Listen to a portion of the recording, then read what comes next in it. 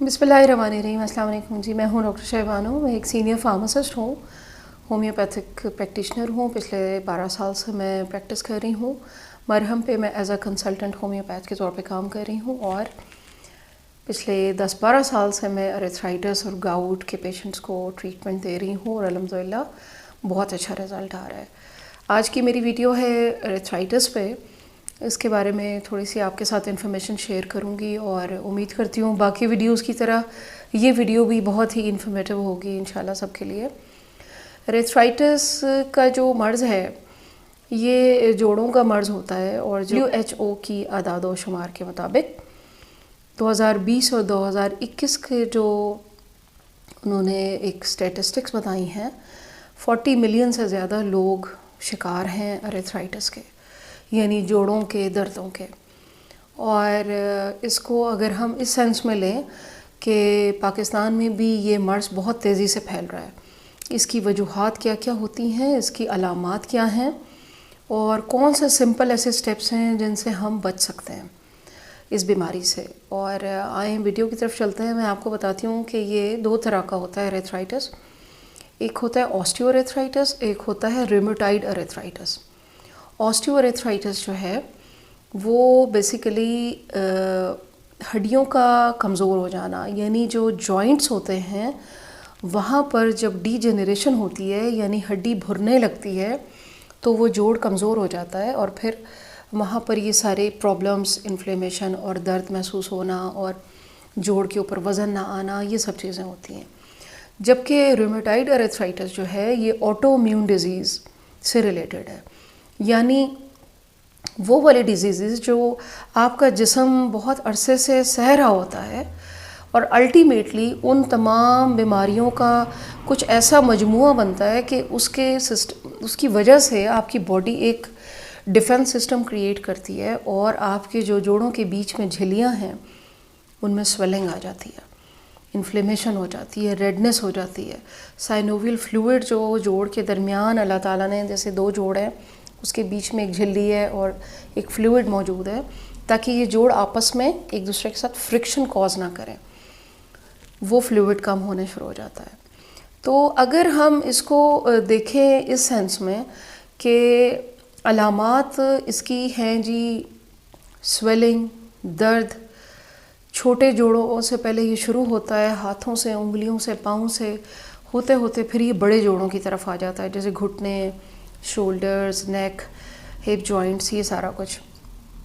अगर हम इनकी कॉजेज़ की तरफ आएँ तो कॉजेज़ में मैं आपको इसकी 6 कॉजेज़ ऐसी बताऊंगी कि जो मेरी नज़र में मेन कॉजेज़ हैं।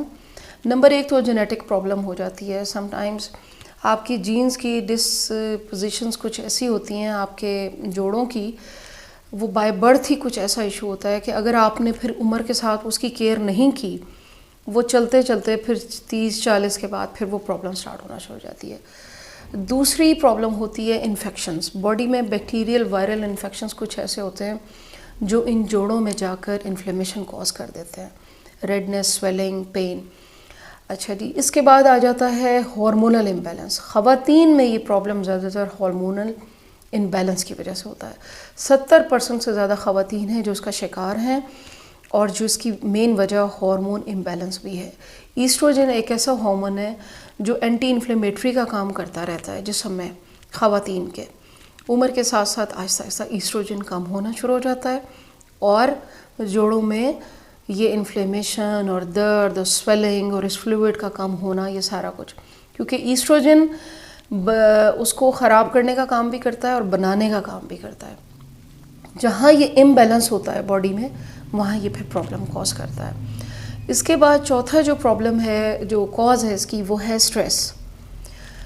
Emotional stress, physical stress. Physical stress में तो कोई चोट आ सकती है, कोई एक्सीडेंट, कोई ऐसा इंसिडेंट हो जाए। इमोशनल में आपका ब्रेन, आपकी सोच, आपका एंजाइटी, डिप्रेशन, स्ट्रेस हार्मोन इसमें बहुत इन्वॉल्व होते हैं। स्ट्रेस के बाद इसका जो 5वां फैक्टर है वो इन्वायरमेंटल फैक्टर है, जो मेरी नज़र में बहुत इम्पॉर्टेंट है। आप रहते किस इन्वायरमेंट में हैं, आप जॉब किस इन्वायरमेंट में करते हैं, आपका ऑक्यूपेशनल जो स्टेटस है वो क्या है। अगर आप किसी केमिकल फैक्ट्री में हैं जहाँ ऐसे डेंजरस केमिकल्स हैं جو آپ انہیل کرتے ہیں، جو آپ پانی کے ساتھ پی لیتے ہیں، یا خدا نہ خواستہ آپ ایسی فیکٹری میں کام کرتے ہیں جہاں سلیکا اڑتی ہے، سیمنٹ فیکٹریاں، جہاں ایسی فیکٹریاں جہاں اسموک بہت زیادہ ہوتا ہے، وہاں پر دیکھا گیا ہے کہ ان لوگوں میں یہ ارتھرائٹس کی پرابلم بہت زیادہ دیکھنے میں آتی ہے. یہ کیمیکلز جا کر انفلیمیشن کوز کرتے ہیں جوڑوں میں، اور یہ پھر تمام پرابلمز کریٹ ہونا شروع ہو جاتے ہیں. چھٹا اور سب سے ہی زیادہ امپورٹنٹ سٹیپ ہے اوبیسٹی، موٹاپا. اگر آپ موٹے ہیں، پہلے سے موٹے ہیں، آپ کو بچپن سے موٹاپا ہے یا ینگ ایج سے ہے، تو اس وقت سے آپ کو اپنے اوپر کنٹرول کرنا چاہیے، اپنے ویٹ کے اوپر. کیونکہ ارتھرائٹس کے پیشنٹس کو اگر موٹاپے کا پرابلم بھی ہے تو آپ یوں سمجھیں کہ یہ پرابلم دگنا ہو جاتا ہے. موٹاپے کے ساتھ جیسے جیسے ان جوڑوں کے اوپر آپ وزن ڈالتے ہیں اور آپ کا جسم کا پورا وزن ان جوڑوں پہ پڑتا ہے، چاہے وہ شولڈرز ہیں، چاہے وہ نی ہے، چاہے وہ آپ کی بیک ہے، تو پرابلمز میں گھرے ہوئے لوگوں کو اس سے نکلنے میں بہت ہی دقت کا سامنا کرنا پڑتا ہے. لہٰذا آپ نے اپنے وزن کو کنٹرول رکھنا ہے، کیونکہ 30، 40، 45 کے بعد خواتین میں خاص طور پر اور مردوں میں بھی آج کل بہت ہے یہ پرابلم، کیونکہ موٹاپا پھر اس کو بڑھا دیتا ہے. آپ واک نہیں کر پائیں گے، آپ وہ چیزیں نہیں کھا پائیں گے بیکاز آپ کو موٹاپا بھی ہے. تو اگر پہلے سے آپ اپنے موٹاپے پہ کنٹرول کریں گے تو آپ ارتھرائٹس سے بچ سکتے ہیں. آپ کی ہڈیوں پر آپ کے مسلز کا اور آپ کے جسم کا جتنا زور پڑتا ہے اتنی آپ کی ہڈیاں عمر کے ساتھ ساتھ پھر برداشت کرتے کرتے پھر وہ ویک ہونا شروع ہو جاتی ہیں. اگر کیلشیم انٹیک بھی کم ہے، ڈائٹ بھی اچھی نہیں ہے. اب ہم تھوڑی سی بات کر لیتے ہیں خوراک کے اوپر. خوراک میں اس کے جو آپ نے مطلب اس کے جو ٹریٹمنٹ کی طرف آنا ہے نا، ٹریٹمنٹ آپ نے اس کے اس طرح کرنا ہے کہ ایک تو فوڈ ہو گئی، دوسرا آپ کا ریکریشن ہو گئی، تیسری آ جاتی ہے آپ کی لائف سٹائل. اگر آپ کا کوئی ایسا غلط لائف سٹائل ہے، آپ کے بیٹھنے کا، اٹھنے کا، سونے کا، آپ کا میٹرس، آپ کے آفس کی چیئر، یہ سب چیزیں آپ کو بدلنی پڑتی ہیں. اور دوسرے لاسٹ میں آ جاتا ہے آپ کا سوچ وچار، آپ کے تھنکنگ، آپ کا پازیٹیو تھنکنگ اس پہ بہت اثر انداز ہوتی ہے. خوراک میں آپ نے وائٹامن اے، سی، ای کا استعمال کرنا ہے. سیلینیم اس میں بہت اچھا رہتا ہے ارتھرائٹس اور دونوں طرح کے ارتھرائٹس میں. اور آپ نے خوراک میں فزی ڈرنکس، کاربونیٹڈ ڈرنکس، کافی، چاکلیٹس، یہ چیزیں نہیں لینی. فائبر کی بنی ہوئی چیزیں زیادہ کھانی ہیں. اور میٹ کا استعمال کم کرتے ہیں ایسے لوگ، کرنا چاہیے بلکہ جن کو گاؤٹ ہو، جن کو ارتھرائٹس ہو اور یہ ساری پرابلمز ہوں. اور کیونکہ پرابلم بڑھے گی، پھر انفلیمیشن بڑھتی چلی جائے گی. اور آپ نے ریکریشن مطلب یہ کہ کھلی فضا میں جائیں، آکسیجن انہیل کریں، تھوڑی سی ایکسرسائز کریں، اسٹریچز کریں، ہلکے پھلکے یوگا کے سٹیپس دیکھ لیں گوگل پہ، وہ فالو کریں. یہ 4-5 سٹیپس ہیں. اور آپ کو 1-2 ہربل چیزیں ایسی بتاؤں گی، بلکہ اس میں ایک اور تیسری چیز بھی آپ تھوڑی سی ایڈ کر لیں ٹیسٹ کے لیے تو وہ اچھا ہو جائے گا. اگر آپ یہ اپنی روٹین میں استعمال کرتے ہیں تو میں آپ کو دعوے سے کہہ سکتی ہوں کہ جتنے گٹھیا کے اور جوڑوں کے اور یہ پرابلمز ہیں، عمر سے پہلے پہلے آپ بہتر ہو جائیں گے. اور جن لوگوں کو یہ پرابلم ہے وہ اپنے درد میں، سویلنگ میں، انفلیمیشن میں بہت بہتری محسوس کریں گے. آپ نے کرنا یہ ہے کہ آپ نے 1/4 ٹی اسپون یعنی 1/4 چھوٹی چمچ ہلدی، اور آپ نے 2 بے لیوز جس کو تیز پتہ بھی کہتے ہیں، 1 گلاس پانی میں وہ آپ نے ابال لینا ہے. جب وہ ابل جائے تو آپ نے وہ تھوڑا سا جب رہ جائے 1 کپ، آپ نے اس میں وہ 1/4 ٹی اسپون ہلدی مکس کر لینا ہے. اور ہلدی جب آپ مکس کر لیں تو اس میں 1/4 ٹی اسپون آپ نے سونٹھ، جو سوکھی ہوئی ادرک کا پاؤڈر ہوتا ہے، وہ ڈالنا ہے. وہ مکس کر کے آپ نے رکھ لینا ہے.